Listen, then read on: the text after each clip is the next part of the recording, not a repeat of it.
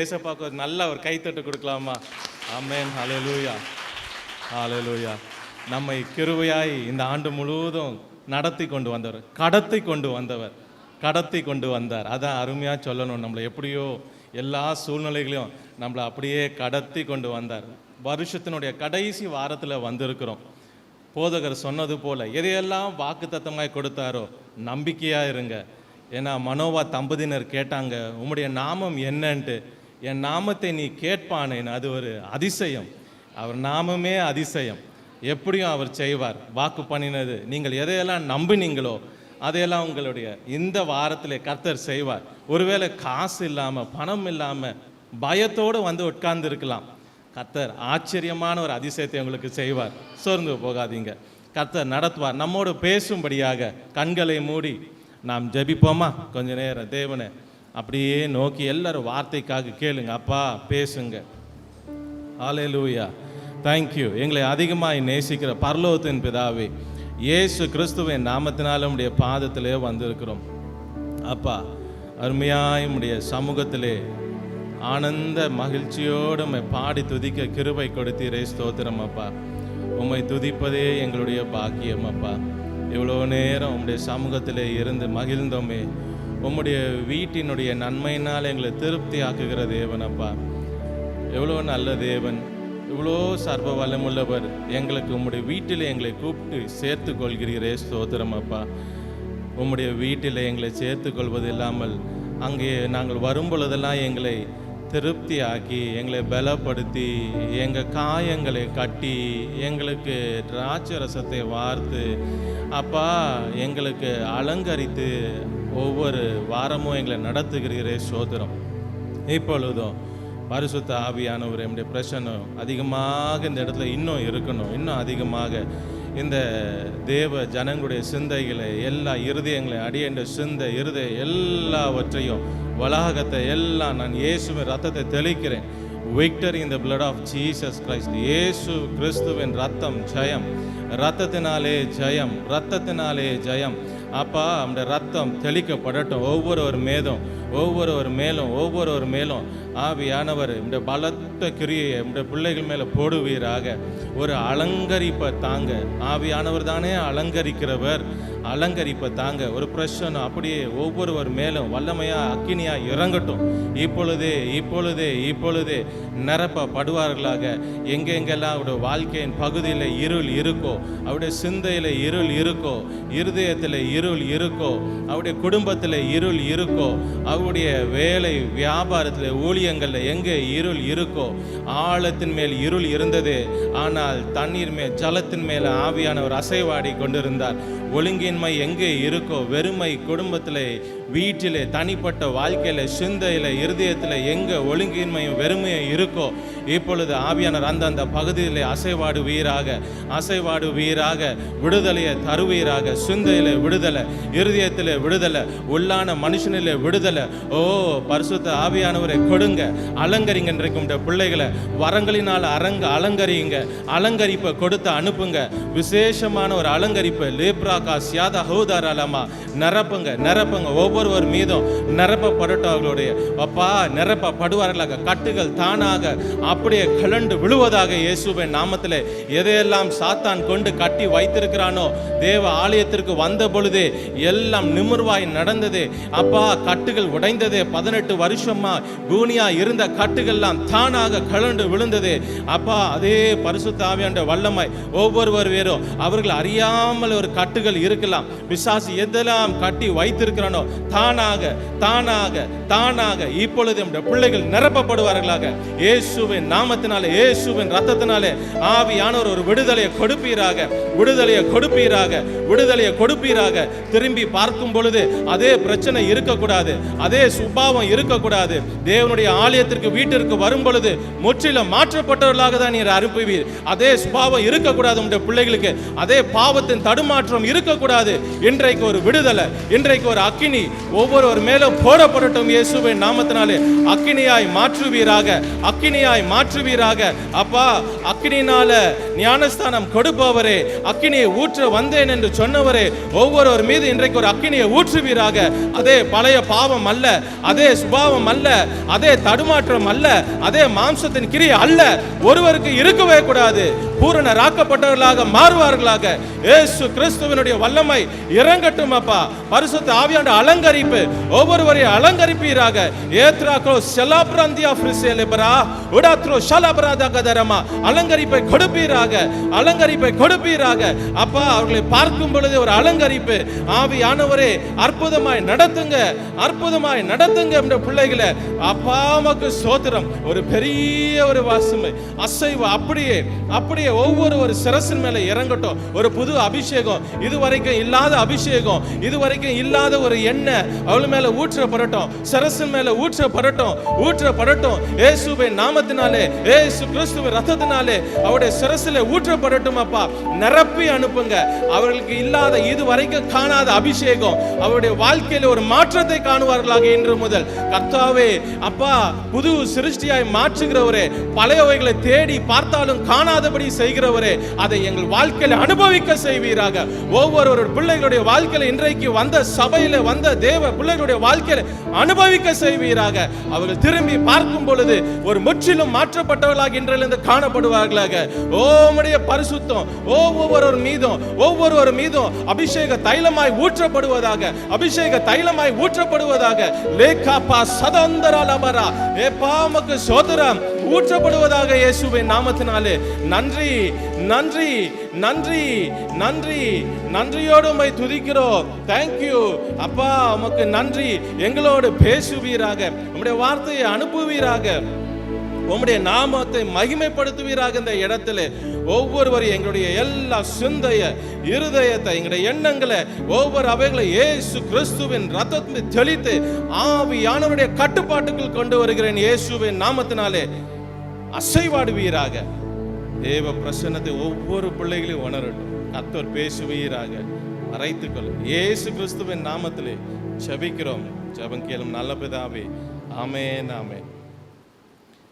சபைக்காக ஜெபிக்கும் பொழுது, கர்த்தருடைய சமூகத்திலே வார்த்தைக்காக ஜெபிக்கும் பொழுது, கர்த்தர் கொடுத்த இருதயத்திலே போட்ட ஒரு வார்த்தை, மறவாதே மறவாதே. அதற்கு ஆதாரமாக நான் எடுத்துக்கொண்ட வேத பகுதி நமக்கு பரிச்சயமான ஒரு வசனம். சங்கீதம் 103 சங்கீதம் 2வது வசனம்.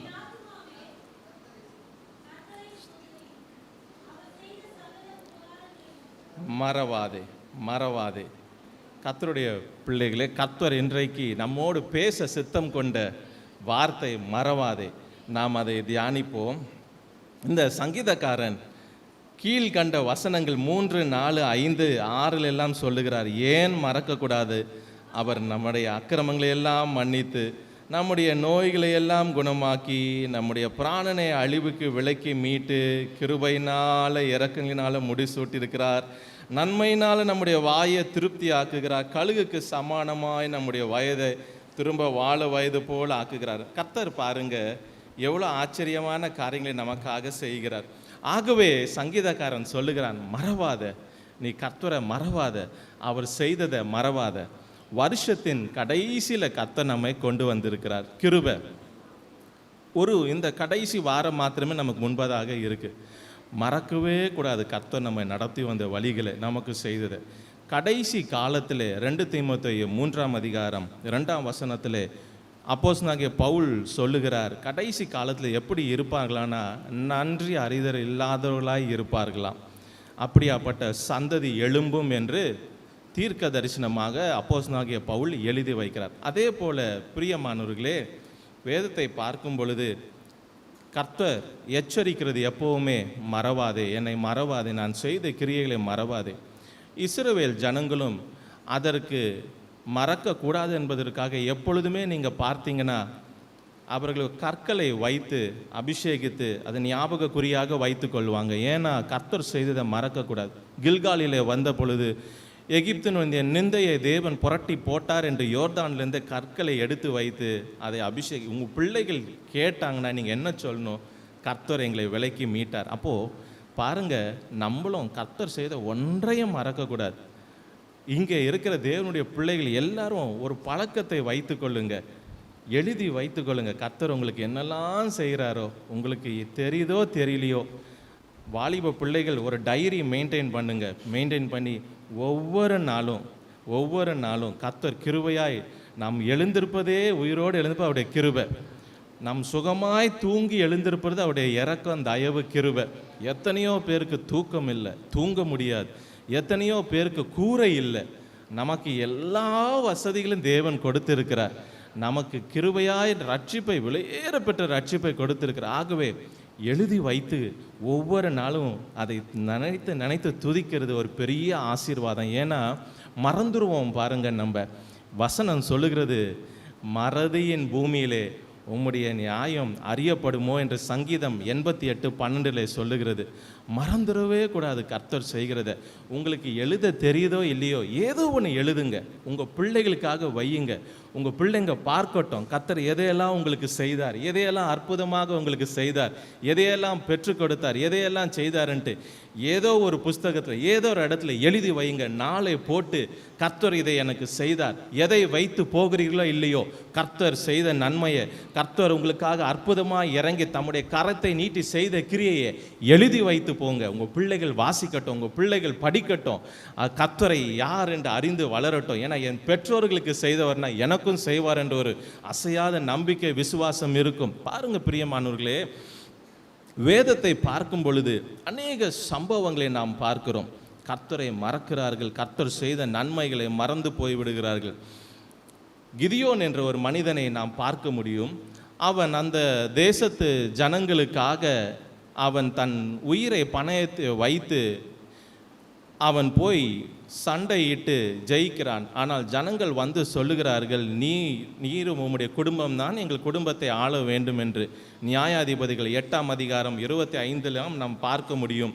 ஆனால் 22:9-17 எல்லாம் இதை பார்க்க முடியும். இதை என்ன சொல்லுகிறது வசனம்? ஜனங்க சீக்கிரத்தில் அவன் செய்ததை மறந்து விட்டார்களாம். அவ்வளோ ஒரு கொடிய காலங்கள், கொடிய காரியங்கள், நன்மையை மறந்து விடுகிற நாட்கள். நன்மையை செய்ததை பெற்றதை யார் இடத்துல, கர்த்தரிடத்துல பெற்றதும் சரி, மனுஷரிடத்துல பெற்றதும் சரி, கர்த்தருடைய பிள்ளைகள் ஒரு நாளும் நாம் மறக்கக்கூடாது. மறவாதே என்று சொல்லுகிறது. கொலோசியர் 3:15 அதான் சொல்லுது, நன்றி அறிதலுள்ளாக இருங்க. ஆதியாகமம் 41:9 சொல்லுகிறது, அந்த பானபாத்திரக்காரனின் தலைவன் யோசேப்பு அவனுக்காக செய்ததை மறந்துட்டான். அதை அவன் என்ன சொல்லுகிறான்னா, அதை ஒரு குற்றத்தை போல அவன் சொல்லுகிறான். இப்பொழுதுதான் நான் செய்த குற்றம் எனக்கு ஞாபகத்தில் வருகிறது. அப்போ கர்த்தர் செய்த நன்மை ஆகட்டும், நாம் எந்த மனுஷரிடத்திலே, சபையிலே, ஊழியனிடத்திலே பெற்ற நன்மையை மறப்போமே என்றால் அது ஒரு குற்றம். பாருங்க, அவனே சொல்லுகிறான், அது நான் செய்த குற்றம் இன்றைக்கு தான் ஞாபகத்திலே வருகிறது என்று. வேதத்தை பார்க்கும் பொழுது ஒரு ராஜா இருந்தான். அந்த ராஜாக்கு ஒரு நல்ல ஆசாரியன் இருக்கிறான். அவன் யுத்தத்திலே இன்னொரு ராஜாவினை கொன்று விடுகிறான். கொன்று விட்ட மாத்திரத்திலே இந்த ராஜாவினுடைய தாயார் மூர்க்கம் கொண்டு ராஜ வம்சத்தில் உள்ள எல்லாரையும் அழித்து விடுகிறாள். அப்போது அந்த ஆசாரியன், அவன் மனைவி, அந்த மரித்த ராஜாவினுடைய ஒரு சின்ன ஒரு வயசு குழந்தைய எப்படியோ காப்பாற்றி விடுகிறார்கள். காப்பாற்றி விட்டு ஆலயத்தினுடைய உள்ள மறைத்து வைத்து விடுகிறார்கள். இந்த மரித்த ராஜானுடைய தாய் மூர்க்கமாக அந்த தேசத்தை ஆள நினைத்து 6 வருஷம் ஆளுகிறாள். இந்த ஆசாரியனும் இந்த ஆசாரியனுடைய மனைவியும் இந்த சின்ன கை குழந்தைய, ஒரு வயது குழந்தைய தம் பிள்ளைய போல வளர்க்கிறார்கள். ஒவ்வொரு நாளும் அவனுக்கு தாய் இல்லை, அவனுக்கு பாலை கொடுக்க, அவனுக்கு தகப்பன் இல்லை, மரித்து விட்டான். இப்பொழுது இந்த கொட்டி குழந்தைக்கு 1 வயது ஒளித்து வைக்கப்பட்டு ஆலயத்திலேயே இந்த ஆசாரியனும் இந்த ஆசாரியனுடைய மனைவியும் வளர்க்கிறார்கள். அவர்கள்தான் அவனுக்கு எழுத, அவனுக்கு சகல வேதத்தினுடைய கட்டளைகளையும் நியாய பிரமாணங்களையும் சொல்லி கொடுக்குறாங்க. அவனுக்கு சொல்லி கொடுத்து அவனை அப்படியே வளர்க்குறாங்க. வளர்த்து வந்த அவனை 7 வயதாக அவன் இருக்கும் பொழுது அந்த ராஜா எப்படி அவனுடைய ஆசாரியன் அவன் உயிரை பணயத்தை வைத்து அந்த இருந்த ராஜ ஸ்திரீக்கு விரோதமாக கட்டுப்பாடு பண்ணி இந்த 7 வயது நிரம்பிய இவனை ராஜாவாய் ஆக்கி விடுகிறார். எப்படியாக பண்ணுகிறான்ற ஆச்சரியமான காரியம் பண்ணி அவனை ராஜாவாக மாற்றி அந்த அரியணையிலே உட்கார வைக்கிறார். அவனுக்காக இவ்வளவு செய்த அந்த ஆசாரியன் அவனுக்கு வயது வர வர ஒவ்வொரு காரியத்தையும் கற்றுக் கொடுக்கிறார். ராஜாங்கத்திலே ராஜ்ய பாரத்திலே எப்படி செய்யணும், எப்படி நியாயம் தீர்க்கணும், ஜனங்களை எப்படி நியாயம் விசாரிக்கணும், ஜனங்களுக்கு எப்படி நன்மை செய்யணும், கர்த்தருடைய வழியிலே எப்படி நடக்கணும், கர்த்தருக்கு பிரியமாக எப்படி செய்யணும், கர்த்தருடைய கற்பனை விட்டு விலகக்கூடாதுன்னு கற்றுக் கொடுத்து எல்லாவற்றையும் செய்து வருகிறார் ஒரு தகப்பனை போல அந்த ஆசாரியன். அது மாத்திரமல்ல, அவனுக்கு வயது வரும் பொழுது அவனுக்கு திருமணத்தையும் செய்து வைக்கிறார். இதையெல்லாம் ஆனவுடனே அவர் ஒரு நாள் அந்த ஆசாரியன் மரித்து விடுகிறார். மரித்த ஆசாரியனுக்கு ஒரு மகன் இருக்கிறான். இப்பொழுது ஆசாரியன் மரித்தபடியால் இந்த ராஜா கர்த்தருடைய காரியத்தை அவனுக்கு சொல்ல ஆட்கள் இல்லை, கர்த்தருடைய வழிகளை நடக்க அவனை எச்சரித்து நடத்த ஆள் இல்லை. அதனால் அவன் வழி தப்பி நடக்க ஆரம்பிக்கிறான். வழி தப்பி நடந்தவன் கர்த்தருடைய கட்டளைகளை மீறுகிறான். மீறும் பொழுது மரித்த ஆசாரியனுடைய ஒரு குமாரன் எழும்பி அவன் மேல் கர்த்தருடைய ஆவி வந்தபடியினால் அவன் தீர்க்க தரிசனமாக சொல்லுகிறான், ராஜாவே, நீ செய்கிறது குற்றம், நீ கர்த்தருடைய வழிகளில் நடக்கிறது இல்லை, நீ கர்த்தருடைய வழிகளை மீறுகிறாய், இதனில் நீ சித்தி பெற மாட்டாய். சொன்ன மாத்திரத்தில் இவனுக்கு கோபம் எழும்புகிறது. கோபம் எழும்பி இவன் என்ன பண்ணுகிறான், எந்த ஆசாரியன் பிள்ளைய போல இவனை வளர்த்து இவனுக்கு ராஜாங்கத்தை வைத்து இவனுக்காக சகலத்தையும் செய்தானோ அவனுடைய குமாரனை கொன்று போடுகிறான். 2 நாளாகமம் 24-22 வாசிங்க. அங்கே அந்த சம்பவத்தினுடைய அழகிய அந்த வார்த்தை வருது பாருங்க. 2 நாளாகமம் 24-22. யோய்தா தனக்கு செய்த தயையை ராஜாவாகிய யோவாஸ் நினையாமல் அவனுடைய குமாரனை கொன்று போட்டான். இவன் சாகும்போது கர்த்தர் அதை பார்ப்பார், அதை கேட்பார் என்றான். பாருங்க, அவ்வளவு நன்மை செய்து உயிரை பணயம் வைத்து இவன் அங்கேயே மரித்து இருக்கணும். குழந்தையா இருக்கும் பொழுதே அவனை காப்பாற்றி வந்து அவனை ஆலயத்தில் ஒளித்து வைத்து வளர்த்து ஆளாக்கி அவனுக்காக ராத்திரி பகலுமாக தேவ சமூகத்தில் இருந்து ஜெபித்து அவனுக்கு திருமண வாழ்க்கையை ஏற்படுத்தி கொடுத்து சகலத்தையும் செய்து வந்த அந்த ஆசாரியன் அவனுடைய மகனுக்கு இவன் செய்கிறத பாருங்க, எவ்வளோ ஒரு நன்றி கெட்ட நிலை. கர்த்தர் பார்ப்பார் என்று அவன் சாகிறான். அதே போல கர்த்தர் பார்த்தார் அந்த சம்பவத்தை. இவன் நன்றி அறியதில் இல்லாத காரியத்தை செய்கிறானே என்று பார்த்து கர்த்தர் என்ன செய்கிறார், ஒரு சாதாரண சின்ன கூட்டம், சீரியாவின் சேனை சின்ன கூட்டத்தை வைத்து இவன் அந்த கூட்டத்துக்கு முன்பாக தோற்று போகிறான். கர்த்தர் ஒரு மனுஷனுக்கு எதிராக இருக்கும் பொழுது ஒருத்தன் இருந்தால் 10 லட்சம் பேர் இருந்தாலும் ஒரே ஒருத்தன் ஜெயிச்சிருவான்ல. கர்த்தர் எதிராக மாறிவிட்டால் ஒன்றும் செய்ய முடியாது. இவனுக்கு விரோதமாக இவனுக்கு யோவாஸுக்கு விரோதமாக கர்த்தர் மாறிவிடுகிறார். இவன் முடிவு பார்த்தீங்கன்னா தாவீது நகரத்தில் வைக்கிறாங்க, ஆனால் ராஜாக்களின் கல்லறையில் அவன் போய் சேரலை. அவனுடைய 2 பிரதானிகள் அவனை கொலை செய்து விடுகிறார்கள். பாருங்க, நன்றி அறிதுள்ளாய் நாம் இருக்கணும், மறந்துடக்கூடாது. இன்றைக்கு இந்த காலகட்டங்களில் தேவனுடைய பிள்ளைகள் கர்த்தர் செய்த நன்மைகளை மறந்துடுறோம். கஷ்டம் வரும் பொழுது, துன்பம் வரும் பொழுது மறந்துடுறோம். கர்த்தர் எதையெல்லாம் செய்தார் என்று நம்மளால் உணர முடியலை. ஏன்னா அவ்வளோ சோகம் வியாகுலம் பாருங்கள். அப்பையும் கர்த்தர் செய்ததை மறந்துடக்கூடாது. அது மாத்திரம் இல்லை, மனுஷர்களுக்கு எதை செய்கிறார்களோ மறந்துடுறோம். கணவன் மனைவி மறந்துடுறோம். என்னுடைய மனைவியினுடைய பெரியப்பா அவர்களிடத்துல ஒரு முறை நான் பேசி கொண்டிருக்கும் பொழுது, அவர்கள் சிபிஎம்ல ஊழியம் செய்கிறவர்கள், அவர்கள் சொன்னார்கள், இந்த காலங்களில் மனத்தாழ்மை இல்லாமல் போய்விட்டது. ஏன்னா கணவன் மனைவி ஒரு நாள் ஏதாயிலும் தப்பு பண்ணிட்டா, ஒரு காஃபியை கொட்டிட்டாவோ இல்லை செரியா இல்லை சர்க்கரையோ எதுவும் இல்லை கொடுக்கலனாலும் உடனே கோபம் வந்து விடுகிறது. அவர்கள் இத்தனை ஆண்டு காலம் செய்த நன்மையை மறந்து கத்தி விடுகிறோம். பாருங்க, அவர் குறிப்பிட்டு சொன்னது மனத்தாழ்மை இல்லை என்று. ஆம், வேதத்திலே பார்க்கும் பொழுது ஓசியா 13:6 கர்த்தர் அதை தான் சொல்லுகிறார். ஓசியா 13:6 வாசிங்க.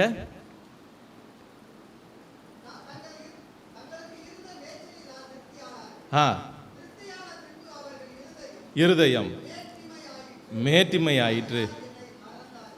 மறதி, நன்மைகளை மறக்கிறது, மனுஷர் செய்களை மறக்கிறது. ஏனென்றால் மேட்டிமை வந்தபடியால் மறக்கிறோம் பிரியமானவர்களே. அதே தான் பாருங்க, கணவனுக்கு ஒரே நாளில் சண்டை வந்தால் போதும், இத்தனை ஆண்டு காலம் செய்ததை மறந்து விடுகிறோம், வாய்க்கு வந்தபடி பேசுகிறோம், எடுத்த முடிவெல்லாம் எடுக்கிறோம். அப்படியே தான் மனைவிகளும் கணவன்மார்கள் செய்கிறதையெல்லாம் மறந்துடுறோம். பிள்ளைகளும் பெற்றோர் செய்கிறத நன்மைகளை நினைக்கிறது இல்லை, மறந்துடுறாங்க. ஆளாகன உடனே பெற்றோரும் பிள்ளைகள் செய்கிறது நன்மைகளை மறந்து விடுகிறாங்க. சபையிலேருந்து பெற்ற நன்மையை மறந்து விடுகிறோம். சபைக்கு ஒரு காலகட்டங்களிலே நமக்கு வஸ்திரம் இல்லாமல், ரட்சிப்பின் வஸ்திரம் இல்லாமல், காயப்பட்டு பாவத்தினாலே அடிப்பட்டு சாத்தானுடைய கையில் வருகிறோம், பிடிக்கப்பட்டு வருகிறோம். ஆனால் சபைக்கு வந்த உடனே தேவன் நம்முடைய காயங்களை ஆற்றி நமக்கு ரட்சிப்பின் வஸ்திரத்தை கொடுக்கிறார், கொடுத்து சபையில் வைக்கிறார். ஆனால் நாட்கள் செல்ல செல்ல அதை மறந்து விடுகிறோம். மேட்டிமை, சபையின் போதகரை குற்றப்படுத்துகிறோம். சபையிலே அற்புதங்கள், அடையாளங்கள், நமக்கு நன்மை நடக்கிற சபையை மாற்றுகிறோம், பெற்ற நன்மையை மறக்கிறோம். ஊழியன் ராத்திரியும் பகலுமாக நமக்காக ஜெபிக்கிறத மறக்கிறோம், போதகர் நமக்காக ஜெபிக்கிறத மறந்து போகிறோம், எல்லாத்தையும் மறக்கிறோம். தேவ பிள்ளைகளே, இந்த காலங்களில் கர்த்தருடைய பிள்ளைகள் நாம் ஒன்றை மறக்கவே கூடாது. கர்த்தருடைய பிள்ளைகள் சாட்சி, நன்றி அறிதலாய் நாம் இருக்கணும், எதையும் மறந்து போகக்கூடாது. அங்கே பாருங்க, மறக்குமேனால் கர்த்தர் பார்ப்பார். எதையெல்லாம் ஒரு நாளும் மறக்காதீங்க. யார் எந்த நன்மை செய்தாலும் ஞாபகத்தில் வைத்து கர்த்தருடைய பிள்ளைங்க ஜெபிங்க, கூடுமான அவங்களுக்கு உதவி செய்யுங்க. பாருங்க, தேவன், நான் சொன்னேன் கர்த்தர் மறப்பார். இன்னொரு சம்பவத்தை பார்க்கும் பொழுது யாக்கோபனுடைய வாழ்க்கையில், ஏன் நம்முடைய வாழ்க்கையில் சத்துருக்கள் பெரும்பாலும் எழுந்திருக்கிறாங்க, ஏன் அநியாயம காரணமே இல்லாமல் சத்துருக்கள் எழும்புகிறாங்க பார்த்தீங்கன்னா, அந்த இடத்துல நாம் தேவனிடத்தில் பெற்ற நன்மையை மறந்துடுறோம், துதிக்க மறக்கிறோம் அதிகமாக. யாக்கோபனுடைய வாழ்க்கையை பார்க்கும் பொழுது, நம்ம 28ஆம் அதிகாரம் ஆதியாகமத்தில் பார்க்கும் பொழுது, தன்னந்தனியாய் புறப்பட்டு வந்த மனுஷனோடு தேவன் ஒரு உடன்படிக்கை செய்கிறார். யாருமே அந்த இடத்துல இல்லை, கர்த்தர் அவனோடு ஒரு உடன்படிக்கை செய்கிறார். உடன்படிக்கை செய்து கொண்ட ஆண்டவர் இவன் ஒரு வாக்கு கொடுக்கிறான், ஒரு பொருத்தனையை செய்கிறான். என்னன்னா, உணவும் உடுக்க வஸ்திரமும் கொடுத்து என்னை என் தகப்பனுடைய வீட்டிற்கு நீ திரும்ப வர பண்ணுவீரே ஆனால் என்று சொல்லி அங்கே ஒரு பொருத்தனை பண்ணுகிறான். லாபானுடைய வீட்டிலே அவன் படுகிற கஷ்டத்தை நீங்கள் அறிந்திருக்கிறீங்க. பின்பதாக இப்பொழுது கர்த்தர் அவனை புறப்பட சொல்லுகிறார். புறப்பட நீங்கள் 31ஆம் வசனத்தை பார்க்கும் பொழுது, கர்த்தர் 31:3, கர்த்தர் யாக்கோபை நோக்கி, உன் பிதாக்களுடைய தேசத்திற்கு உன் இனத்தார் இடத்துக்கு நீ திரும்பி போ, நான் உன்னோட கூட இருப்பேன் என்றார். இப்பொழுது நல்லா கவனிங்க, இவன் புறப்பட்டு எங்கே வரணும்?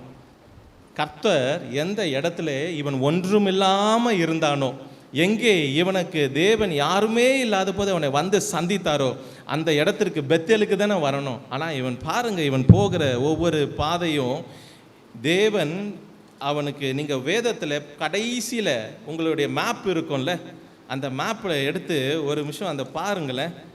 16 இருக்குல்ல, கடைசியில் 16 உங்கள் மேப்பில் எடுத்து பாருங்க. அந்த 16 பெத்தேல் எங்கே இருக்கு என்றால், அந்த எரிகோக்கு மேலே பெத்தேல், எரிகோக்கு மேலே ஆதியாகமம் தொடர்புள்ள இடங்கள்ன்ட்டு இருக்கும் பாருங்க. மேலே 16 பாருங்க, நார்த்தில் இருந்து கீழே சவுத், எரிகோக்கு மேலே இருக்கு பெத்தேல். இங்கே வர வேண்டியவன் இவன் செய்கிற பாருங்க, யாருக்கு இவன் அனுப்புகிறான். 32:3 வசனம் வாசிங்க. இல்லைம்மா, 32:3.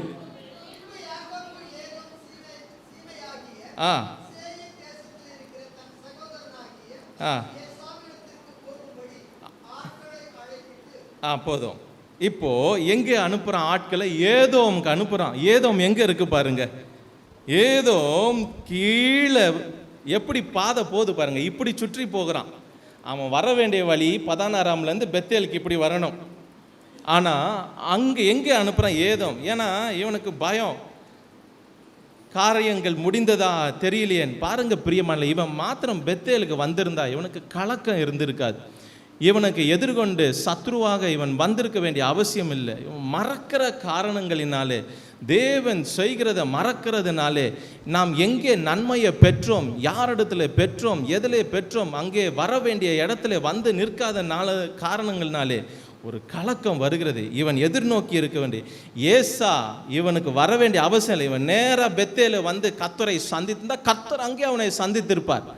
ஆனால் இவன் ஏதோமுக்கு ஆட்களை அனுப்புகிறான், சுற்றி மறந்து போய்விடுகிறான் கர்த்தர் அவங்க செய்கிறத. பாருங்க தேவனுடைய பிள்ளைகளே, ஒரு நாளும் கர்த்தர் நம்முடைய வாழ்க்கையில் செய்ததை மறக்கவே கூடாது. எப்பொழுதும் நாம் அதை நம்முடைய ஞாபகத்தில் வைத்து வைத்து வைத்து ஜெபித்து கொண்டே இருக்கணும். பாருங்க தாவீதினுடைய வாழ்க்கையை நாம் பார்க்கும் பொழுது இந்த மறதி, கர்த்தர் செய்த மறக்கிறன்றதே நம்ம பார்க்க முடியாது. ஆச்சரியமாக இருக்கும். அவனுடைய வாழ்க்கையில் அவன் சாதாரண ஒரு ஆடு மேய்த்துன்னு இருந்த காலங்களிலிருந்து கர்த்தரை துதிப்பான்.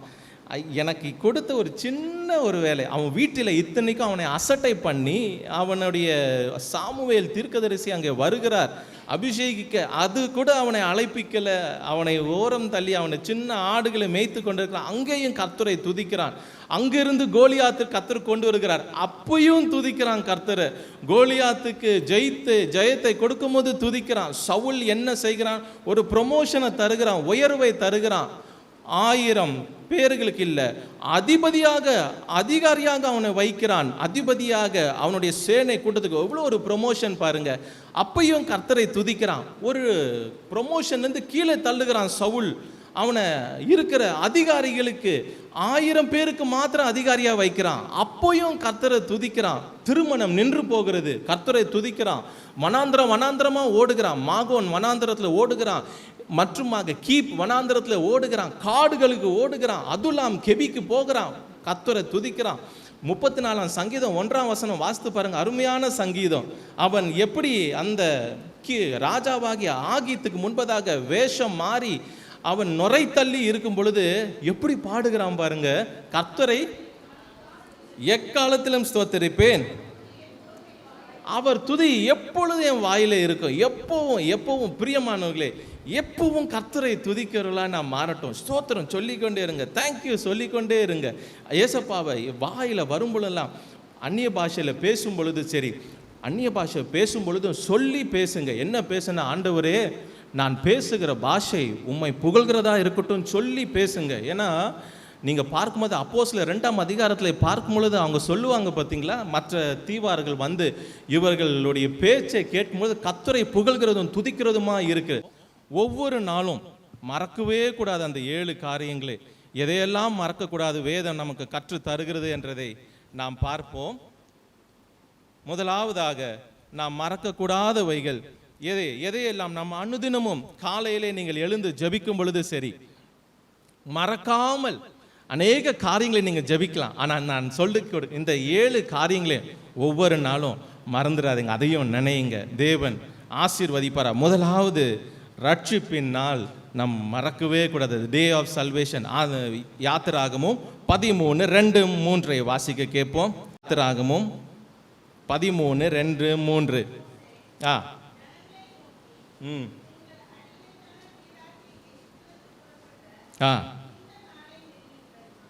இந்த நாள் டே ஆஃப் சல்வேஷன், ரட்சிப்பின் நாள். கர்த்தருடைய பிள்ளை எவ்வளோ வருஷம் ஆனாலும் ஒவ்வொரு நாளும் நாம் ரட்சிப்பின் நாளை நினைத்து கொண்டே இருக்கணும். அதை மறவாத. கர்த்தர் சொல்லுகிறார், அதை மறந்துடாத நீன்ட்டு. உபாகமும் 16:13 வாசிங்கம்மா. உபாகமும் 16:3.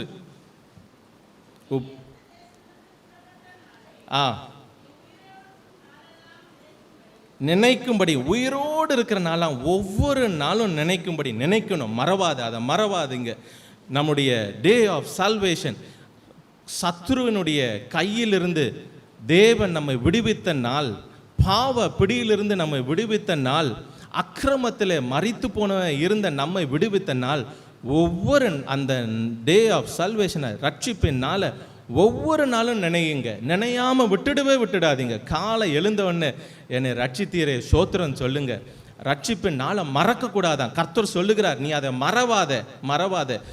வசனம் சங்கீதம் 78:42 பார்க்கிறோம், தங்களை சத்துருவுக்கு விலக்கி மீட்ட நாளை அவர்கள் மறந்தார்கள். பிரியமானவர்களே, ரட்சிப்பு வெளியேற பெற்றது. நாம் எபேசியர் 6:17-18 பார்க்கிறோம், ரட்சிப்பு என்னும் தலைச்சீராவை நாம் போட்டுக்கொள்ள வேண்டும்.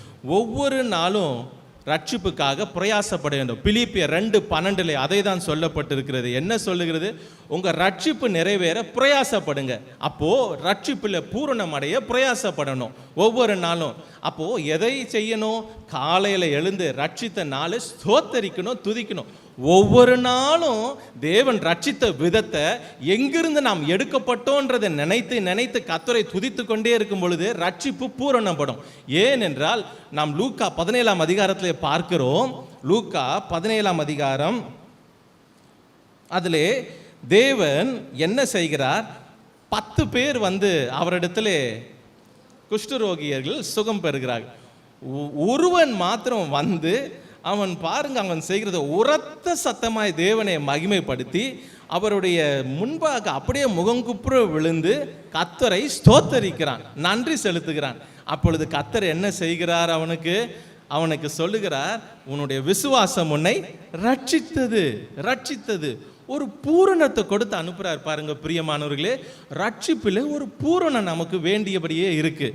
ரட்சிப்பிலே பூரணம் வேண்டி இருக்கு. கடைசியிலே விழுகிறவர்கள் உண்டு, ரட்சிப்பை பாதி வழிகளை விட்டு விடுகள் உண்டு. வேதத்தை முழுக்க நாம் பார்க்க முடியும். ஆனால் நம்முடைய ரட்சிப்பு பூரணம் அடையணும். பூரணம் அடையனாக ஒவ்வொரு நாளும் டே ஆஃப் ரட்சிப்பை நாளை நினையுங்க. கூடுமையானால் உங்கள் பிறந்த நாளை கொண்டாடுகிறத விட ரட்சிப்பின் நாளை கொண்டாடுங்க. மற்றவர்கள் அறிந்து கொள்ளட்டும் கர்த்தர் ரட்சித்தார். நம்முடைய வாழ்க்கையும் நம்முடைய வாழ்க்கை முறைகளையும் பார்த்து மற்றவங்களுக்கு கேட்கணும். ஏன்னா நாம் அப்படியாக வாழ வேண்டிய காலங்களிலே, கடைசி காலங்களில் இருக்கிறோம். புறஜாதிகள் கேட்கணும். ஏன்? நம்முடைய பிறந்த நாளை கொண்டாடுகிறதை விட ரட்சிப்பின் நாளை கொண்டாடுறது பெரிய பாக்கியம். ரட்சிப்பை போன்ற ஒரு பெரிய ஆசீர்வாதம் கிடையாது. எப்படி தேவன் நம்ம ரட்சித்து ஒன்றுக்கும் உதவாத நம்ம தேவன் பரலோகத்துக்கு கொண்டு போய் சீயோனிலே பரம எருசலேமிலே சேர்க்க போகிறார் பாருங்க. அதை ஒவ்வொரு நாளும் அந்த நாளை நாம் நினைத்து நன்றி சொல்லுங்க. காலை எழுந்தோடனே உங்கள் நாளை, எந்த நாளில் தேவன் ரட்சித்தாரோ, எந்த நாளில் ஞானஸ்தானம் எடுத்தீங்களோ அந்த நாளுக்காக நினைத்து அதை துதியுங்க, கர்த்தரை ஸ்தோத்தரிங்க. சங்கீதக்காரன் என்ன சொல்லுகிறான் பாருங்க. சங்கீதம் 96:2. சங்கீதம் 96:2. ஸ்தோத்தரித்து நாளுக்கு நாள்.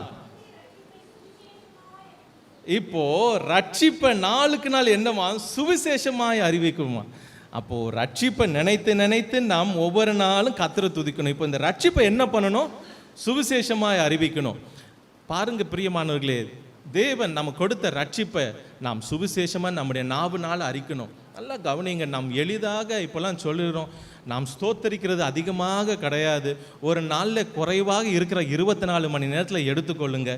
எவ்வளவு நேரம் கர்த்தரை ஸ்தோத்தரிக்கிறோம், எவ்வளோ நேரம் கர்த்தருடைய சுவிசேஷம் நம்முடைய வாயினால் சொல்லுகிறோம். நாம் பேசுகிற பேச்சுகள் உலக காரியங்கள் தான் அதிகமாக இருக்கும். ஒருவேளை பாருங்க, வேதத்தில் அநேக பேச்சுகளை குறித்து சொல்லப்பட்டிருக்கு. வீண் பேச்சை, வீம்பு பேச்சு, பரியாச பேச்சு, பயமற்ற பேச்சு, குற்றப்படுத்துகிற பேச்சு, இச்சக பேச்சு, மற்றவர்களை குறை கூறுகிற பேச்சு, இதையெல்லாம் வேதத்தில் உண்டு. ஆனால் தேவனை துதிக்க, தேவனுடைய ரட்சிப்பை அறிவிக்க நம்முடைய நாவு எப்படி? ஆனால் சபையில் வந்து ஒரே விதமாக சொல்லிடுவோம், 1000 நாவுகள் இருந்தாலும் போதாதுன்ட்டு. நல்லா யோசிக்கணும். அதை சொல்கிறதுக்கு முன்பதாக இருக்கிற ஒரு நாவில், தேவன் கொடுத்த ஒரு நாவில் நாம் எவ்வளோ நேரம் துதிக்கிறோம். ஆனால் நாம் சொல்லிடுவோம் எளிதாக, 1000 நாவுகள் இருந்தாலும் போதாது என்று. நம்முடைய வார்த்தைகளை கர்த்தர் பார்த்து கொண்டு இருப்பார், அவரை நகைப்பார். ஒரு நாவை கொடுத்திருக்கிற அதிலே துதிக்க முடியல. நீங்களே எடுத்துக்கொள்ளுங்க, 24 மணி நேரத்தில் எவ்வளோ நேரம் கர்த்தரை குறித்து பாடுகிறோம், கர்த்தரைக்கு நன்மையை செய்ததை ரட்சிப்பினால ஸ்தோத்தரிக்கிறோம், ரட்சிப்பை குறித்து சொல்லுகிறோம்.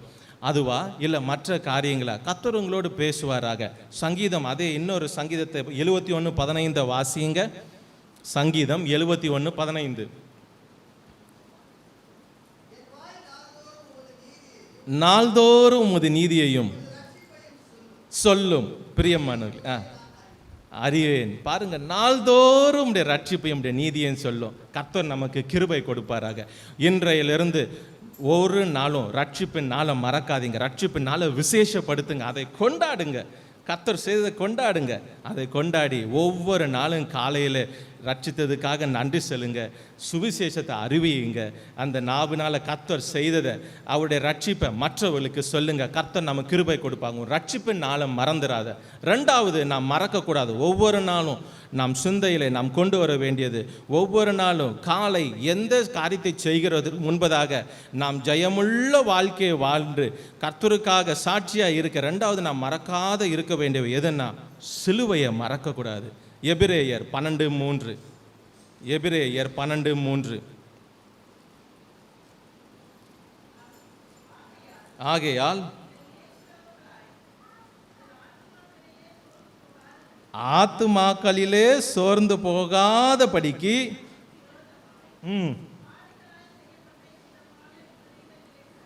சகித்த அவரையே நினைத்து. ரொம்ப அருமையான வசனம் பாருங்க. ஆத்துமாக்களில் இளைப்பு வராமல், ஆத்துமா சோர்ந்து போகாமல் இருக்க அநேக காரியங்கள் உண்டு ஆவியானுடைய காரியங்களில். ஆனால் இது ஒன்று ரொம்ப முக்கியமானது. சோர்ந்து போகாமல் ஆத்துமா இளைப்படைந்திராமல் இருக்க. ஏன்னா நமக்கு வருகிற விரோதமான காரியங்கள், விபரீதங்கள், நமக்கு வருகிற நஷ்டங்கள், நமக்கு வருகிற நிந்தைகள், அவமானம், இதெல்லாம் எதை நினைக்கணுமா? ஒவ்வொரு நாளும் மறவாமல் சிலுவையை நினைக்கணுமா? அவர் சகித்த அவர் எதை சகித்தார்? சிலுவையை சகித்தார். சிலுவையை சகித்தார். தேவ பிள்ளைகளே, சிலுவையை நாம் ஒவ்வொரு நாளும் ஏதோ வருஷத்துக்கு வருகிற அந்த ஈஸ்டர் பண்டிகை, குட் ஃப்ரைடே மாத்திரமல்ல, மாதத்திற்கு வருகிற கம்யூனியன் மாத்திரமல்ல, ஒவ்வொரு நாளும் சிலுவையை உங்கள் காலையில் எழுந்த உடனே நீங்கள் சிலுவையை உங்கள் கண்களுக்கு முன்பாக கொண்டு வாங்க. சிலுவையை மேன்மை, சிலுவையுடைய ஆசீர்வாதங்களை நான் பார்க்கும்பொழுது, ரத்தத்தின் ஆசீர்வாதங்களை பார்க்கும்பொழுது 20 ஆசீர்வாதங்களை நான் பார்த்தேன். அவ்வளோ மேன்மை, அப்பா, அவ்வளோ ஒரு ஆசீர்வாதம் நமக்கு. சிலுவையில் என்ன இருக்குன்னு அப்போஸ்தலனாகிய பவுல் அதான் கலாத்தியர் 6:18 எழுதுகிறார். நான் வேற எதை குறித்து மேன்மை பாராட்ட மாட்டேன், சிலுவையை மாத்திரமே. சிலுவை. அப்போ பிரியமானவர்களே, 1 கொரிந்தியர் 1:18 நான் பார்க்கும் பொழுது அங்கே ஒரு அழகிய வசனம் அதில் சொல்லப்படுகிறது பாருங்க.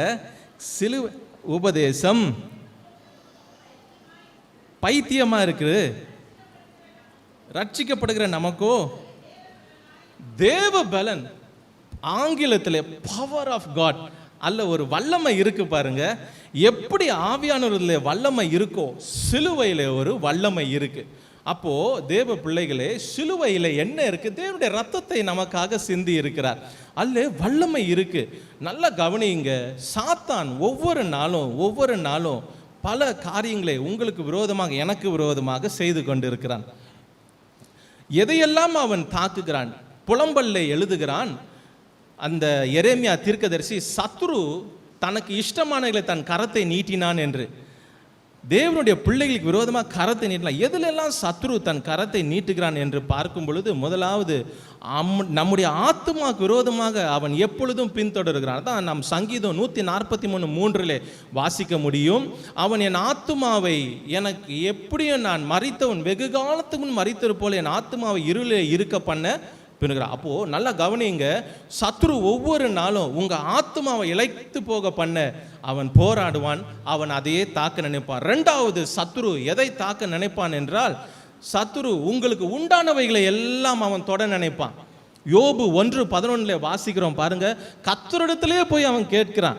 என்ன சொல்லுகிறான்? அவனுக்கு உண்டான எல்லாவற்றையும் நீர் வேலி அடைக்கவில்லையா? சொத்து சுகங்கள், உங்களுக்கு பொருட்கள் எதெல்லாம் இருக்கோ அதையெல்லாம் அவன் தொட்டு எடுக்க பார்ப்பான். சாத்தானுடைய வேலை அதான். ஏன்னா அங்கே அவனுடைய வேலை பாருங்க, இவ்வளோ துரிதமாக அவன் சுற்றி பூமி முழுவதும் சுற்றி வந்து கண் வைத்து கர்த்தரிடத்திலே போய் கேட்கிறான் யோபை குறித்து. அப்போ கர்த்தர் சொல்லுகிறார் பாருங்க, தேவ பிள்ளைகளை, அந்த இடத்துல அவன் உங்களுடைய பொருட்களை, உங்களுடைய ஆஸ்திகளை, உங்களுடைய பொருளாதாரத்தை அவன் தொட அவன் காத்திருக்கிறான். அதை மேலே உங்களுக்கு ஒரு நஷ்டத்தை உண்டு பண்ண அவன் சத்துரு காத்திருக்கிறான். மூன்றாவது, சத்துரு எதை செய்கிறான்? உங்கள் சரீரத்தை தொட உங்கள் சரீரத்திற்கு விரோதமாக வியாதிகளையும் சரீரத்துக்கு விரோதமாக எல்லா பொல்லாத நோய்களை கொண்டு வர அவன் எப்பொழுதும் வகை தேடுகிறவனாக இருக்கிறான். யோபு 2:5 பார்க்கும் பொழுது அவன் எதை பைக்கிறான்? அவனுடைய எலும்பையும் மாம்சத்தையும் தொட பார்க்கிறான். சத்துரு பாருங்க, பிசாசானவன் ஆத்துமாவை அதோடு விடுகிறதில்லை, பொருட்களை, நம்முடைய ஆஸ்திகளை நமக்கு நஷ்டம் உண்டாக பார்க்கிறான். 3வது, நம்முடைய சரீரத்தில் பாரத்தை கொண்டு வந்து, நோய்களை கொண்டு வந்து நம்மை துக்கப்பட வைக்கிறான். 4வது, அவன் எதைன்னா நம்முடைய வீடு கவனமாக பார்க்கிறான். நீதிமொழிகள் 24:15 சொல்லுகிறது, துஷ்டனே நீ நீதிமானுக்கு விரோதமாக பதிவிராதே, அவன் தங்கும் இடத்தை வாசஸ்தலத்தை பாழாக்கி போடாதே. அப்போ நாம் தங்குகிற வீடு அதை அவன் பாழாக்கி போட ஒரு பதவி இருந்து கொண்டே இருக்கிறான். பதவி இருந்துன்னா அமைதலாக இருக்கிறதே தெரியாத அளவுக்கு, எப்படி பாவம் வாசற்படியில் படுத்து இருக்குமோ அப்படியாக பதிவிருந்து பார்த்து கொண்டிருக்கிறான். ஏன்? குடும்பத்தை எப்படி கெடுக்கிறது, குடும்பத்துக்குள்ள எப்படி சண்டையை வருகிறது, குடும்பத்தை எப்படி, இந்த வீட்டை எப்படி சமாதானத்தை தேவன் கொடுத்ததை கெடுக்கிறது. பாருங்க, சத்துரு வீட்டையே அவன் எடுக்க பார்க்கிறான். துஷ்டன் என்றால் என்னென்ற அதே நீதிமொழிகள் 24:8 சொல்லுகிறது, அவன் தீமையை செய்ய உபாயம் செய்கிறவன் என்று. அது மாத்திரமா, சத்துரு இவையெல்லாம் தொட நினைத்து இவைகளெல்லாம் நமக்கு நஷ்டப்பட நினைக்கிறவன். அவன் தேவனுடைய ஆலயத்திற்கு மேலாகவும் சுற்றி திரிகிறான். ஓசியாவிலே 8:1 நாம் பார்க்கும் பொழுது, சத்துரு கழுகை போல கர்த்தருடைய ஆலயத்திற்கு மேலே சுற்றி வருகிறான். எப்பவும் சுற்றி வருகிறான். எந்த விதத்தில்? ஆலயத்தில் நாம் எதையாவது ஒரு குழப்பத்தை கொண்டு வரணும், ஏதாவது ஒரு சமாதானத்தை கேட்கணும். பாருங்க, அது மாத்திரமல்ல, கடைசியாக 6வது, சத்துரு தேவனுடைய ஊழியனுக்கு, ஆசாரியனுக்கு வலப்பக்கத்திலே தீங்கு செய்ய நிற்கிறான். சகரியா 3:1 நாம் பார்க்க முடியும். இவ்வளவு காரியமும் சத்ரு செய்ய நினைக்கும் பொழுது நாம் எப்படி ஜெயிக்க முடியும்? அதான் வெளிப்படுத்தும் விசேஷம் 12:1 சொல்லப்படுகிறது. அவர்கள் எதனாலே ஜெயித்தார்கள் என பேதுரு எழுதுகிறார். சாத்தான் எவனை விழுங்கலாமோ வகை தேடி திரிகிறான். 6 காரியத்திலையும் உங்களுடைய வீட்டையும், உங்களுடைய சரீரத்தையும், உங்களுக்கு உண்டானதையும், உங்கள் ஆத்மாவையும், சபையையும், ஊழியனை தொட இருக்கும் பொழுது நாம் எப்படி ஜெயிக்க முடியும்? சிலுவையில் வந்த ரத்தத்தினால தான். அதான் வெளிப்படுத்தும் விசேஷம் 12:1 சொல்லப்படுகிறது. அவர்கள் எதனாலே அவனை ஜெயித்தார்கள்? ஆட்டுக்குட்டியானுடைய ரத்தத்தினாலும் தங்களுடைய சாட்சியின் வசனத்தினாலுமே அவனை ஜெயித்தார்கள். பிரியமானவர்களே, நாம் ஜெயிக்கிறது எதனாலே ஜெயிக்க முடியும்? இயேசுவின் ரத்தத்தினாலே. மறவாமல் ஒவ்வொரு நாள் காலையில சிலுவையை முன்பாக கொண்டு வாங்க, ரத்தத்தை அறிக்கை எடுங்க, இயேசுவின் ரத்தத்தை சொல்லுங்க, உங்க ஆத்துமாக்கு சொல்லுங்க, பிள்ளைகளுக்காக சொல்லுங்க, உங்களுடைய வீட்டிற்காக சொல்லுங்க, பொருட்களுக்காக, கர்த்தர் கொடுத்த வயிற்றுகளுக்காக சொல்லுங்க, சபைக்காக சொல்லுங்க, ஊழியனுக்காக சொல்லுங்க. ஏன்னா இதுதான் சாத்தானை ஜெயிக்க முடியும். சாத்தான் வேற, அவனுடைய காரியங்கள் பார்க்கும் பொழுது புதியவைகளால் அவனால் எதுவும் செய்ய தெரியாது. அவனுக்கு ஒரே ஒரு காரியம், நீண்ட நாள் இருக்கிறான் பாருங்க, தள்ளப்பட்ட தூதன். அதனால அவனுடைய காலங்கள் அவனுக்கு தெரியும், யார் யாரை எப்படி விழ பண்ணாலும். அப்போத்திலிருந்து பார்க்கிறான் பாருங்க. அதே தான் நாம் வேதத்தை படித்து, வேதத்திலே ஜெயித்தவர்களுடைய வாழ்க்கை படித்தவே நம்முடைய ஓட்டம் ஜெயமாக இருந்துடும். அவ்வளோதான், வேற ஒன்றும் இல்லை. அவன் புதுசாக அவனுக்கு செய்ய தெரியாது. இதில் என்ன சொல்லப்பட்டிருக்கு, எதை செய்தானோ அதே தான் அவன் திரும்ப வருவான். நம்முடைய தேவன் தான் புதிய காரியத்தை ஒவ்வொரு நாளும் செய்கிறவர். எவ்ரிடே ஒவ்வொரு புதிய காரியத்தை செய்கிற நம்முடைய தேவன். ஆகவே பிரியமானவர்களே, ஒவ்வொரு நாளும் ரத்தத்தை, இயேசுவின் ரத்தத்தை, சிலுவையை மறவாதீங்க. சிலுவையை எப்பவும், அந்த ஒவ்வொரு நாளும் காலையிலையும் ரத்தத்தை அறிக்கை செய்து கொண்டே இருங்க. சிலுவையில் ஒரு வல்லமை இருக்கு பாருங்க, பவர் ஆஃப் காட். எப்பவும் இயேசு கிறிஸ்துவின் ரத்தத்தை அறிக்கை செய்யுங்க. அது மாத்திரமல்ல, அந்த சிலுவையில் 20 ஆசீர்வாதங்களை பார்த்தேன் அல்லவா. 2வது ஒரு அதிலே இருக்கிற காரியம் ஒப்புரவாக்குகிறார். எபேசியர் 2:16-18 நீங்கள் பார்க்கும் பொழுது அந்த வசனம் இருக்கு. 18 மட்டும் வாசிங்கம்மா. எபேசியர் 2:18. அந்தபடியே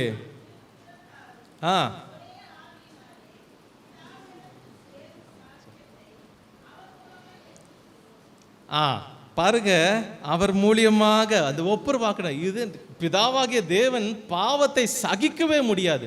பாவியின் மேல் அனுதினமும் சினங்கொள்கிற தேவன். நாம் பிதாவுக்கு புறஜாதிகள்ல எங்கேயோ இருந்தவர்கள், ஒன்றா சேரவே முடியாது. ஆனால் சிலுவை நம்மை சேர்த்து ரோமர் 5ஆம் அதிகாரம் முழுவதும் அதை தான் வாசிக்க முடியும். ஒப்புர வாக்கினர் சமாதானமாய் அவரோடு சேரும் ஸ்லாக்கியத்தை பெற்று தந்தார். எவ்வளோ ஆச்சரியம். ரெண்டாவது, நீங்கள் மறக்கவே கூடாது, சிலுவையை மறக்கிறாதீங்க.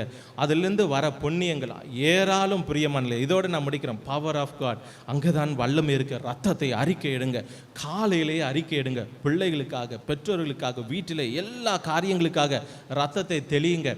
ஒரு காரியத்தை சொல்லுகிறேன், எனக்கு அடிக்கடி பலவீனம் வந்துவிடும், டான்சில்ஸ் வந்துடும், பிபி அதிகமாகிவிடும், ஏதாவது ஒரு பலவீனம், ஹாஸ்பிட்டல் போய்கிட்டு ஜுரம் அடிக்கடி வரும். இது என்ன இந்த காரியங்கள் அடிக்கடி எனக்கு வருது என்று நான் யோசித்து பார்த்து ரொம்ப ஜெபம் பண்ணி கொண்டு இருக்கும்போது அப்பொழுதுதான் சில தரிசனங்களை நான் பார்த்தேன். கர்த்தர் சில காரியங்களை சொல்லி கொடுத்தார். ஒரு குறிப்பிட்ட சத்ரு, அவன் மேலே எழுதப்பட்ட ஒரு நாமம் என்னை சந்திக்க என் வீட்டு வாசலில் இருக்கு, என்னை அவன் வந்திருக்கிறான்னு சொன்னான். நான் போய் வேகமாக கரத்தை கொடுத்து அந்நிய பாஷையில் வேகமாக பேசுகிறேன். அவன் அப்படியே நிற்கிறான். அந்த சத்துரு இன்னும் அதிகமாக பேசுகிறேன், அப்படியே நிற்கிறான். பயம் வந்துருச்சு. என்ன ஏசப்பான்னு கேட்கும் பொழுது உடனே ஆவியில், தரிசனத்தில் கர்த்தர் உடனே ஆவியில் அவர் சொல்ல, என் ரத்தத்தை உபயோகப்படுத்தி, என் ரத்தத்தை அப்போது இயேசு கிறிஸ்துவின் ரத்தம் ஜெயம் என்று சொல்லும் பொழுது அவன் விழுகிறான். தேவ பிள்ளைகளே, எங்கே எதை உபயோகப்படுத்தி பிரயோகப்படுத்தி நமக்கு தெரியணும். எந்த இடத்துல ரத்தத்தை நாம் ஜெயம் எடுக்கிற இடத்துல, சத்துருவின் இடத்துல ரத்தத்தை கொண்டு தான் ஜெயம் எடுக்க முடியும். ஆகவே ஒவ்வொரு நாளும் இயேசு ரத்தத்தை சொல்லுங்க. அடிக்கடி இந்த பலவீனம் வரும். ஆகவே என்ன பண்ணினேன் என்றால், ரத்தத்தில் எடுத்து வேதத்தில் உள்ள வசனத்தை எடுத்து எழுதி கொண்டேன். எனக்கு வேண்டிய வார்த்தைகளை, சுகத்தை அவர் வைத்த வசனங்களை எழுதி கொண்டு அவருடைய ரத்தத்தை ஒவ்வொரு நாளும் இந்த வசனத்தை சொல்லி ரத்தத்தை என்னுடைய ஒவ்வொரு அவயவங்களையும் உறுப்புகளையும் தெளிக்க ஆரம்பித்தேன். அதை நீங்களும் செய்யுங்க. ஆஸ்பத்திரி என்ற வேலையே இல்லாதபடி கர்த்தர் செய்வார். ஏனென்றால் ஆவியானவர் உள்ளே இருக்கிறார்ல. ஆவியானவர் இருக்கிற சரீரம் எப்படி நம் பிசாசுக்கு, பலவீனத்திற்கு எப்படி அது இது உகந்ததாக மாறிவிடும்? மாறாது. கர்த்தர் விடுதலை கொடுப்பார். ஆகவே ஒவ்வொரு நாள் காலையில் உங்கள் உறுப்புகள், உங்கள் அவயவங்களை ரத்தத்துக்குள்ளே கொண்டு வாங்க. ரத்தத்தை தெளியுங்க. வசனத்தில் எதையெல்லாம் தேவன் சொல்லி இருக்கிறாரோ வாக்குத்தத்தமாக சுகத்திற்கு எழுதி கொள்ளுங்க, மறவாதீங்க. எடுத்து அவனை ஜெயம் எடுங்க. கர்த்தர் நமக்கு கிருபை கொடுப்பார். மூன்றாவது, மறக்கக்கூடாது வைகள். மூன்றாவது, வேகமாக சுத்திகரிக்கப்பட்டதை நீ மறவாது. 2 பேதுரு 1:9. 2 பேதுரு 1:9 வாசிங்கம்மா. 2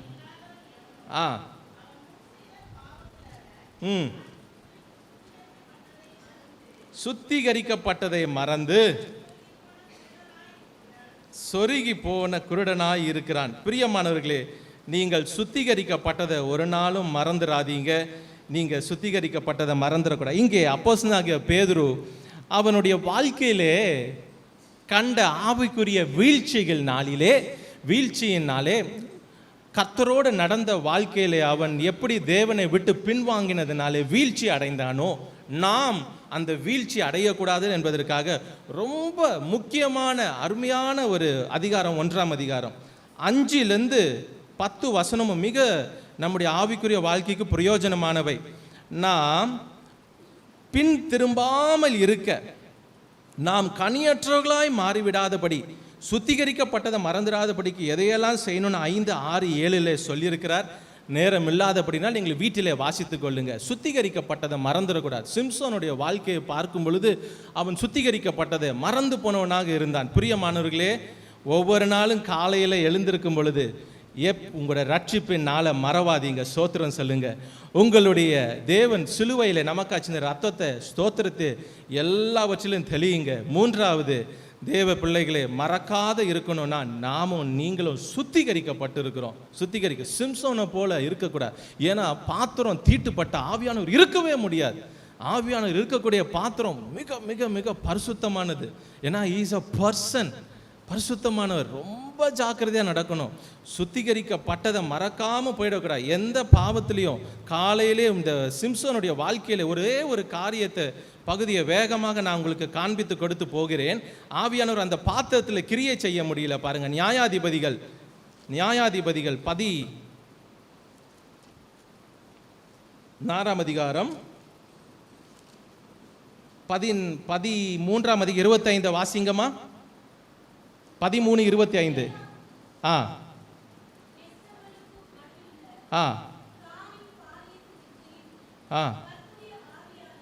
ஆ அவனை ஏவ துவக்கினார். நல்ல கவனிங்க, முதல் தடவை ஆவியானவர் அவனை ஏவ துவக்கிறார். ரெண்டாவது 14:19 வாசிங்க. இறங்கினது. போதுமா? இப்பொழுது அடுத்து 14:6 வாசிங்க.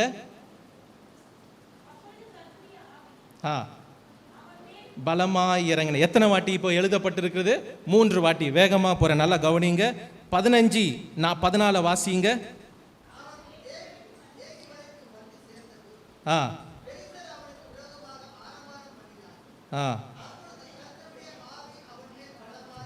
போதும். 4 முறை நாம் பார்க்கிறோம் கர்த்தருடைய ஆவி அவன் மேல் பலமாய் இறங்கினது. 15ஆம் அதிகாரம் கடைசி வசனம் வாசிங்க. 15:20 நியாயம். அவ்வளோதான். இதோட இந்த சாப்டரும் முடிஞ்சிருச்சு, சிம்சோனுடைய சாப்டரும் முடிஞ்சிருச்சு. நல்லா கவனிங்க. 4 முறை நாம் பார்க்கிறோம் கர்த்தர் ஆவியானவர் அவன் மேலே இறங்கினார் என்று. இதற்கு மேலே அவன் வாழ்க்கையில் ஆவியானவர் இறங்க முடியல. 4 முறை தான். எப்பவுமே ஒரு மனுஷனுடைய முடிவில் தான் அவன் எத்தனை வருஷம் நியாயம் விசாரித்தான் இருக்கும். இதோடு அவன் சாப்டர் முடிந்தது. ஏன் 16ஆம் அதிகாரம் எழுதப்பட்டிருக்கிறன்னா நமக்காக எழுதப்பட்டிருக்கிறது. அவனுக்காக திரும்ப ஆவியானவர் இறங்கவே இல்லை அந்த பாத்திரத்தில். என்றைக்கு அந்த பாத்திரம், உங்கள் 16ஆம் அதிகாரம் வீட்டில் போய் வாசித்து கொள்ளுங்க. ஆவியானவர் அவனை விட்டு விலகிவிட்டார். ஆனாலும் நாம் பார்க்க முடியும், மோஷன் எனர்ஜின்ட்டு ஒன்று இருக்குல்ல ஃபிசிக்ஸில், கனெட்டிக் எனர்ஜி. இப்போ பைக் இருக்குது, நாம் மேட்டில் ஏறுகிறோம், இறங்கும் பொழுது சுவிட்சை ஆஃப் பண்ணிட்டா அது பாட்டுன்னு வண்டி போகுமே, எனர்ஜி. இவ்வளோ நேரம் வந்த ஹீட்டில் அதே தான் இவனுடைய 16ஆம் அதிகாரம் ஓடினது. அதான் ஆவியானவர் இல்லை.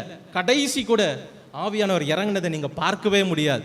கர்த்தர் தம்முடைய நாமம் தாகோனுக்கு முன்பதாக அவருடைய மகிமை குறையக்கூடாது என்று இவன் கேட்டதற்காக கிருபையினால தேவன் பலத்தை கொடுத்தாரே தவிர ஆவியானவரை இறங்கினார் என்று நீங்க பார்க்கவே முடியாது. ஆவியானவர் சிம்சோனுடைய வாழ்க்கை 4 முறை 15ஆம் அதிகாரத்தோடு முடிந்து விட்டது. பிரியமானவர்களே, அதனுடைய காரியங்கள் உள்ள 5 காரியங்கள் இருக்கு. நான் சொல்லலை, இப்போ நேரம் இல்லைனால எச்சரிக்கையா. சுத்திகரிக்கப்பட்டதை மறந்துடாதீங்க. திரும்ப திரும்ப விழுகிறதற்காக நமக்கு கொடுக்கப்படல ஆவியானவர். ஒவ்வொரு நாளும் காலையிலே தேவ பிள்ளைகளே, நாம் தேவனுடைய ஆவியில நிரம்பி, அபிஷேகத்தில் நிரம்பி சுத்திகரிக்கப்பட்டதை மறந்துக்கூட. இந்த பாத்திரம் சுத்தமாக இருந்தால் தான் ஆவியானவர் கிரியை செய்ய முடியும். எப்படியாப்பட்ட ஆட்களாக இருந்தாலும் ஒரே ஒரு கண்டிஷன், ஆவியானவர் கிரியை செய்ய ஆவியான நம்முடைய பாத்திரம் பரிசுத்தம் இல்லைன்னா அவ்வளோதான். நாம் எந்த அளவுக்கு உலகத்தை விட்டு விலகி இருக்கிறோன்ற கவனம் வைத்து கொண்டே இருங்க. நல்லா புரிஞ்சுக்கோங்க, உலகத்தோடு இருந்து அந்நிய பாஷையில் பேசல ஆவியான நிறைவு அல்ல. இல்லை, நாம் பரிசுத்தமாய் வேறு பிரிக்கப்பட்ட ஜாதி, நாம் மற்றவர்களோட கலவாதவர்கள், நம்முடைய பழக்க வழக்கங்கள் விகார்ப்பமாய் இருக்க வேண்டும். சுத்திகரிக்கப்பட்டதை மறந்துடாதீங்க. நாலாவது கர்த்தருடைய வார்த்தையை, வேதத்தை மறவாத. முதல்ல ரட்சிப்பின் நாளை மறவாதே, சிலுவையை மறவாதே. 3வது சுத்திகரிக்கப்பட்டதை மறவாதே. 4வது வேதத்தை மறவாதே. ஓசியா 4:6.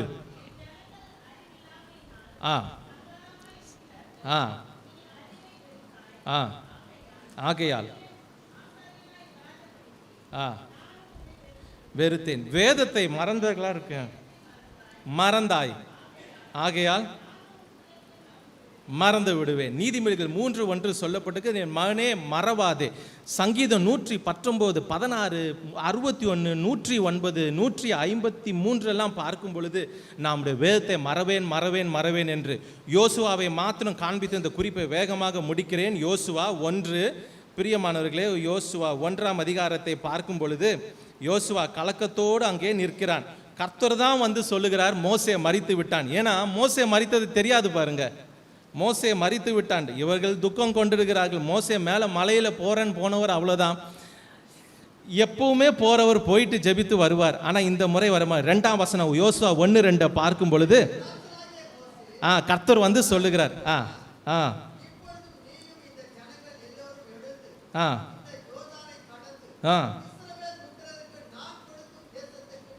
நான் கொடுக்கும் தேசத்துக்கு போங்கள். சரி, இப்போ கலக்கத்தோடு யோசுவா இருக்கிறான். ஏன்னா இந்த ஜனம் வணங்கா கழுத்துள்ள ஜனம் தெரியும். மோசே சொல்லிட்டார், நான் இருக்கும் பொழுதே நீங்க இப்படி பண்ணா நான் போன பிறகு எதெல்லாம் பண்ண மாட்டீங்க.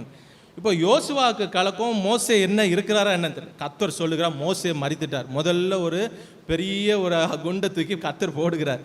இப்போ யோசுவாவுக்கு பயம், எப்படி யோர்தானை கடக்கிறது. யோர்தானை கடந்தா எரிகோ, எரிகோவை தாண்டினா ஆனக்குமேனி, அதாவது ஏன்னா அந்த அனக்கிம் அந்த பெரிய ராட்சத புத்திரர்கள் இவர்கள் எல்லாம் ஜெயிக்கணும். அநேக ராஜாக்கு இந்த தேசத்தை பங்கிட்டு இந்த ஜனத்துக்கு கொடுக்கணும். இந்த ஜனத்திற்கு பங்கிட்டு கொடுக்கிற பெரிய வேலை. இதையெல்லாம் கண்டு பயந்த இவனுக்கு கர்த்தர் அவனை தேற்றுகிறார். அதிகமாக இதற்குள்ள நம்ம போல ஒரு வசனத்தை மாத்திரம் வாசித்து நம்ம அடுத்த குறிப்பு போயிடலாம். கர்த்தர் நீ எப்படி நீ ஜெயிப்பா, நீ எப்படி இதை காரியத்தில் நீ வெற்றி கொள்வான்றதுக்கு 8ஆம் வசனத்தை வாசிங்கம்மா. பிரியாதிருப்பதாக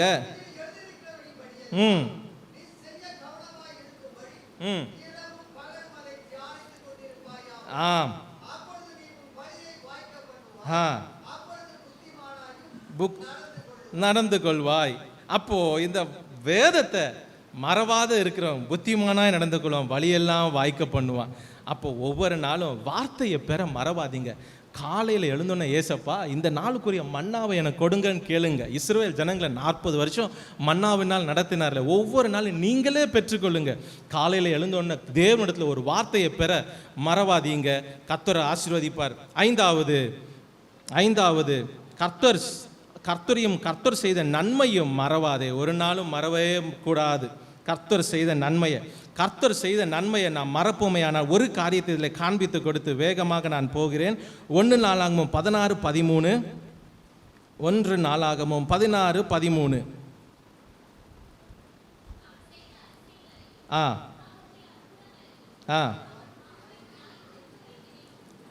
நினைவு கொடுக்க பாருங்க பிரியமானங்களே. சங்கீதம் 106 நீங்க பார்க்கும் பொழுது ரொம்ப அருமையாக அந்த சங்கீதத்தில் எளிதாக நாம் பார்க்க முடியும். சங்கீதம் 106 பார்த்தீங்கன்னா அங்கே அவர்கள் எவ்வளோ சீக்கிரம், நல்ல கவனிங்க இந்த காரியத்தை.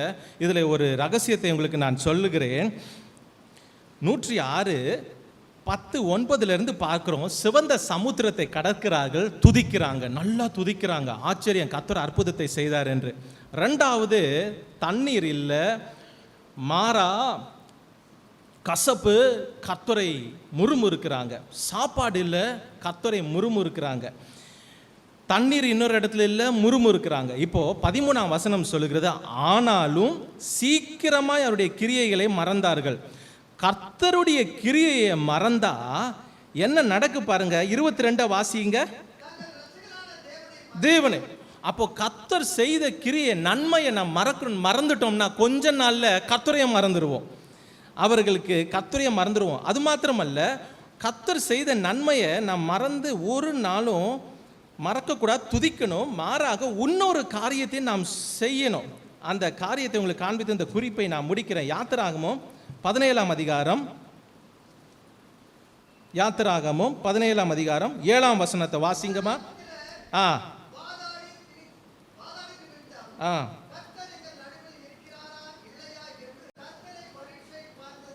பார்த்தது நிமித்தம் மாசா என்றும் பேரிட்டான். 8ஆம் வசனம், யுத்தம் பண்ணினாங்க. நல்லா கவனிங்க. ரெஃப்டிம் என்றால் பிளேஸ் ஆஃப் ரெஸ்ட், இளைப்பாறுகிற இடம், சமாதானமான இடம். உங்களுக்கு நல்லா தெரிய, கர்த்தர் அந்த ஜனங்களை வெளியே கொண்டு வரும் பொழுது பெலிஸ்தரின் தேசம் வழியாக அவளை நடத்தலை. ஏன்னா பெலிஸ்தரின் தேசம் வழியாக போனால் என்ன வரும்? யுத்தம் வரும். ஆனால் யுத்தத்தை கண்டா மனமடி உண்டாகல, வேண்டாம் இந்த ஜனத்தை அப்படி நடத்தக்கூடாது. இப்போது கர்த்தர் சுற்றி பண்ணி இந்த காரியங்களை பார்க்கிற கர்த்தர், நல்லா கவனிங்க பிரியமானே, ஒரு நாளும் நாம் போகிற பாதையில் இந்த கேள்வியை மாத்திரம் கேட்டுடாதீங்க. கர்த்தர் எங்கள் நடுவில் இருக்கிறாரா இல்லையா என்று அவர்கள் கர்த்தரை பரீட்சை பார்த்தார்கள். நாம் போகிற பாதைகளில் நாம் கேட்கக்கூடாத ஒன்று, கர்த்தர் நம்மோடு இருக்கிறாரா இல்லையா, கர்த்தர் என் ஜெபத்தை கேட்கிறாரா இல்லையா, கர்த்தர் இருக்கிறாரா இல்லையா, இந்த கேள்வி உங்கள் இருதயத்தில் கூட விட்டுடாதீங்க.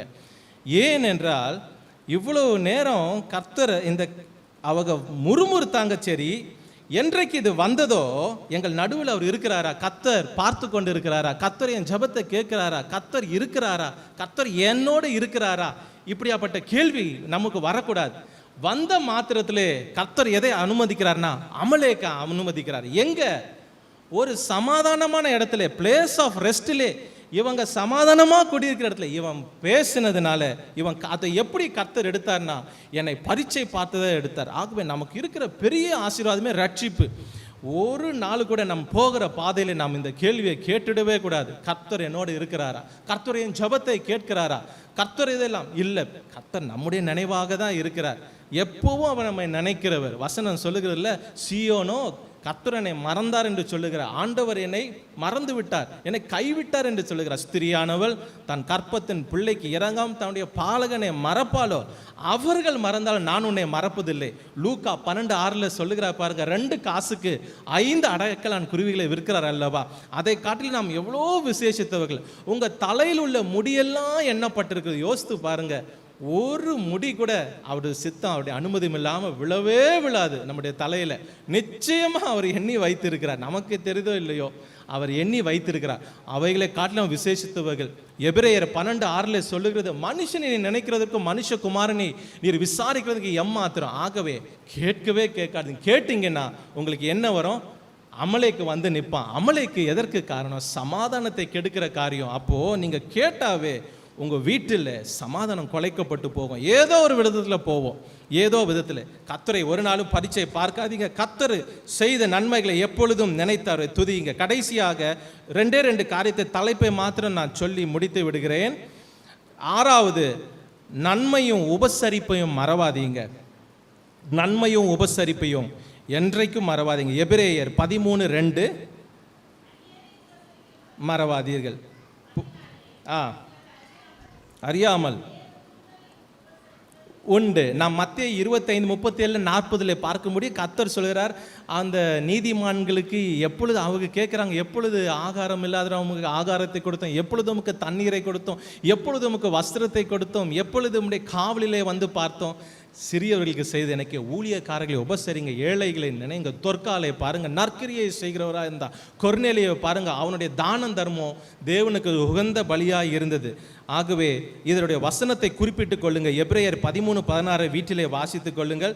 ரோமர் 12:13, சங்கீதம் 41:1, சிறுமைப்பட்டமை சிந்தையுள்ளவன் பாக்கியவான். நாபாலை குறித்து நாம் பார்க்கிறோம், தாவீதுக்கு அவன் நன்மையை செய்ய மறந்து விடுகிறான். ஆனால் தாவீதோ எல்லாம் தன் ராஜ்யபாரத்தில் வந்த உடனே அவன் தகப்பன் செய்த நன்மையை கூட அவன் பிள்ளைகளுக்கு கொடுக்க இல்லாமல் போட. அவ்வளோ நாம் நன்மை செய்கிறவர்களாக நமக்கு இருக்கிறது கொஞ்சமாக இருந்தாலும் நன்மையை செய்யுங்க. ஊழியக்காரர்களை நினைங்க, ஊழியங்களுக்கு செய்யுங்க.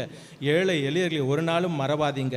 கடைசியாக 7வது லோத்தின் மனைவியை மறவாதே. லூக்கா 17:31-32, லூக்கா 17:31-32. வீட்டில் மேல் இருக்கிறவன்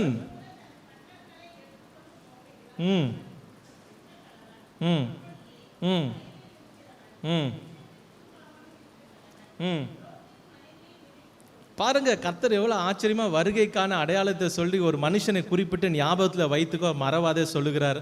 லோத்தின் மனைவியை ஒவ்வொரு நாள் காலையிலையும் நாம் மறக்கக்கூடாது. லோத்தின் மனைவியை மறக்கக்கூடாது. உப்பு தூண் ஆனால் திரும்பி பார்த்து. தேவ பிள்ளைகளே, நம்முடைய மத்தேயு 6:21 சொல்லுறது, உங்கள் பொக்கிஷம் எங்கேயோ அங்கே தான் உங்கள் இருதயம் இருக்கும். லோத்தின் மனைவி பார்க்கும் பொழுது ஒரு விசேஷத்த கிருபை, ஒரு பெரிய விசுவாச தகப்பனுடைய குடும்பத்தில் இருந்தவள். அவளுடைய வாழ்க்கையை பார்க்கும் பொழுது உங்களுக்கு விவரித்து காண்பிக்க இருந்தேன். ஆனால் அவளுடைய வாழ்க்கையை பார்க்கும் பொழுது ஏறத்தாழ ரட்சிக்கப்பட்டு பரலோகம் போகிறதற்கு உண்டாக வழியிலே போன மாதிரில இருந்தது. கடைசியில் போல அந்த கிருபை, எவ்வளோ கிருபை அவளுக்கு. ஆபிரகாமுடைய குடும்பத்தில் அப்புறம் சோதோமில் இருக்கும் பொழுதும் தேவ தூதர்கள் வந்து காப்பாற்றுகிறார்கள். அது மாத்திரமல்ல, தேவ தூதர்கள் வைத்த இறக்கத்தினால கைகளை பிடித்து வெளியே கொண்டு விடுகிறாங்க. அப்படி இருந்தோம் அவள் பின்னிட்டு பார்த்து உப்பு தூணாள். நம்முடைய இருதயம் கர்த்தருடைய வருகை மேலேயே இருக்க வேண்டும். ஆகவே லோத்தின் மனைவியை நினைத்து கொள்ளுங்க. உலக காரியங்களில் தேவ பிள்ளைகளை இருதயம் அதிகமாக நம்ம இருதயத்தை பரிசோதித்து பார்த்து கொண்டே இருக்கணும். இருதயத்தையும் சிந்தையும் எது மேலே அட்டாச்மெண்ட் இருக்குது, எது மேலே அட்டாச்மெண்ட் இருக்குது அதிகமாக எந்த பொருளாகட்டும் எந்த மனுஷர்களாகட்டும் கவனமாக இருங்க. அவருடைய 2ஆம் வருகை அப்போ திரும்பி பார்த்து கொண்டு இருக்க முடியாது. நம்முடைய இருதயம் இங்கேயே பழக்கப்பட்டு அவரையே நோக்கி பார்த்தாந்தான் எதுவுமே இல்லாமல் அவருடைய வருகையில் நேராக அவருக்கு எதிர்கொண்டு ஓட கர்த்தர் நமக்கு கிருபை கொடுப்பாராக. ஆகவே 7 காரியத்தை மறவாதே, கர்த்தர் நமக்கு கிருபை கொடுப்பாராக. இந்த 7 காரியத்தையும் ஒவ்வொரு நாளும் காலையில் மறவாமல் நினைத்து கொள்ளுங்க. கர்த்தர் ஆசீர்வதிப்பார். ஏன்னா அவர் எதை பார்க்கிறவர். நாம் நன்றி அறிதல் உள்ளவர்களாய் இருக்கிறோமா? கர்த்தர் அதை விசாரிப்பவர், அதை கேட்பவர். அவர் பெத்தேலுக்கு போ என்று யாக்கோபுக்கு வந்து பின்பு ஒரே குழப்பம் குடும்பத்தில், ஒரே பிரச்சனை. ஏசா முடிஞ்சுட்டு நினைச்சான், சீகேமில் இடத்தை வாங்கிட்டார். அப்புறையும் கர்த்தர் வந்து சந்தித்து நீ போ பெத்தேல். கர்த்தர் அதை விரும்புகிறவர்.